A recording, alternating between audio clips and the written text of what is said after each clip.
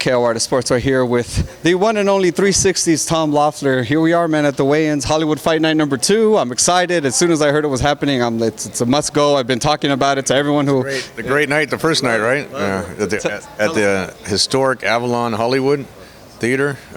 Turns into a nightclub after the fights. We're gonna have some great celebrities coming out. Mario Lopez is coming out. Michael Buffer is coming out. Hall of Fame running back Jim Brown will be here. Oh, nice. From Ballers, Omar Miller. Yeah, I like that guy. He's a big boxing fan. He's a big boxing fan, loves Triple G. Triple G guy, I was going to say. Yeah. And there'll be other celebrities out here as well. So we got 8 fights, 2 female fights on the show. Lulu Houghton is going to be there, and Elvina White also from local here from Hollywood. And Sergey Bohachuk's a fan favorite now. Dennis Shafikov. Yeah. He's never in a boring fight. Right, Dennis Shafikov. And Brian Ceballos is doing his third fight. He's making his third fight here. So we got some exciting fights. A lot of other local fighters, and it'll be exciting. I know Dennis, obviously a former world title challenger.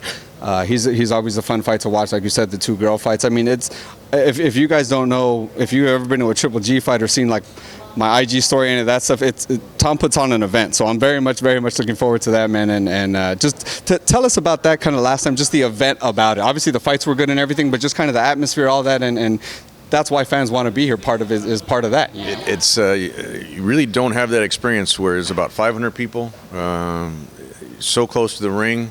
We even have seats on the ring mat, which you don't find very often. So it's going to be exciting.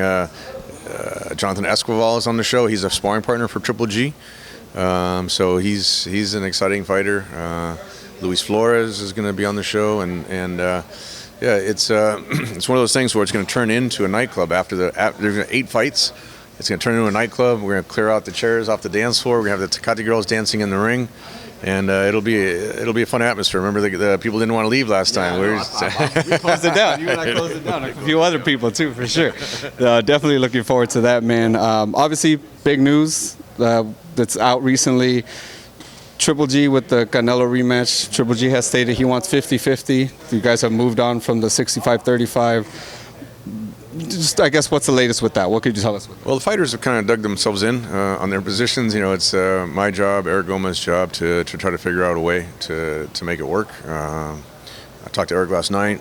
I just got back from Europe yesterday, so I talked to him last night, caught up with him, and supposed to talk to him again today and see if there's a way to figure out a solution. This is the fight that the fans want to see. It's the biggest fight in boxing. It's the biggest fight for both guys, for Triple G and for Canelo. And, with all the bad blood that now has come about, it's a much bigger, all the controversy now is a much bigger fight than the first time. So we're going to try to figure out a solution. Hopefully we can, and if not, we're going to come up with the next best solution. But Canelo has a lot of options, Triple G has a lot of options, but none of the options are as big as this fight. So, it's my job, it's Eric's job to try to figure out a way to make that fight work. You mentioned the bad blood. We've talked about that before. I've talked to April about it. I feel like after that situation happened with Canelo, him pulling out, just them talking, the Instagram post that Canelo's posted, obviously De La Hoya's tweeted about moving on, going to Saunders. You guys have said what you guys... He started tweeting like Trump was tweeting. Actually, he's tweeting a lot. That is true. He's tweeting a lot. Yeah. Obviously there's an animosity there now. So how is that difficult to kind of negotiate? I feel like it's kind of a minefield. It adds a layer that would be a lot easier if it wasn't there, right? It's actually great for the promotion. The controversy sells, but Triple G is a fighter with principles, a champion with principles, where he really felt disrespected, disappointed with Canelo's positive tests. Now, whatever the cause of the tests were, he feels, as part of clean sport, nobody should, especially at that level, should have any type of positive test. And he was very outspoken about it. Abel's always outspoken about it. And Canelo responded very harshly, in his criticism of what Triple G said. So you can say the gloves are off for this fight. The first fight, there was a lot of mutual respect for each other. They trained together, they sparred together. They had a lot of respect for the level of boxing, the boxing IQ that they have in the ring. But this time around, it's they don't like each other. They definitely don't like each other, and I think that's part of the reason why they're, Triple G's taken. I can't even say it's an aggressive stand. 50-50. He's the champion. It was the biggest fight that Canelo's been in as far as financially for his side. So, and the Triple G side. But like I said. I'd love to see the rematch. I know Oscar and Eric want to see the rematch, and it's just a matter of if we can try to make that happen at the same time while we're negotiating some of these minefields with the IBF mandatory, with the WBC mandatory. That doesn't make the situation easier. Billy Joe Sanders just canceled 2 fights, so he would theoretically be available in that unification fight that the Triple G's always wanted. So we'll have to now that I'm back in town, I'll sit down with Gennady, sit down with Eric, and see if there's some type of solution that we can find. We spoke to Oscar yesterday at his charity golf event, and he was saying that he seemed optimistic as far as like if you guys come off the 50-50, but maybe it won't be 60. Obviously, it's not going to be 65-35. He seemed kind of like if you can move a little from that there's room to. Is it movable, or is Triple G pretty like? Like you said, he's pretty set, in his thinking. I know Canelo's pretty set in his thinking. So that's when you get fighters, when you get egos, when you get guys at that level, there's so many different things involved. This is the first fight was, we had, if you can put it into perspective, the 3rd highest gate in boxing history. Canelo versus Triple G.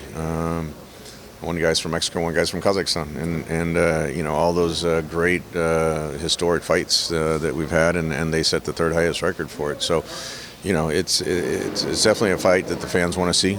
A lot of people, not a lot of people, everyone was disappointed with the draw. They want to see, they want to see that resolved, and that's what they were really demanding is the rematch. Everything was set for May 5. Triple G has taken the position that he had signed everything for May 5 when Canelo was suspended and was, wasn't able to fight. Then, we were scrambling trying to save that May 5 date for him, and then after that, that's when he told me that that's the split that he wants. So that's what that's the position we're in right now, and we got to sit down and see if there's a solution.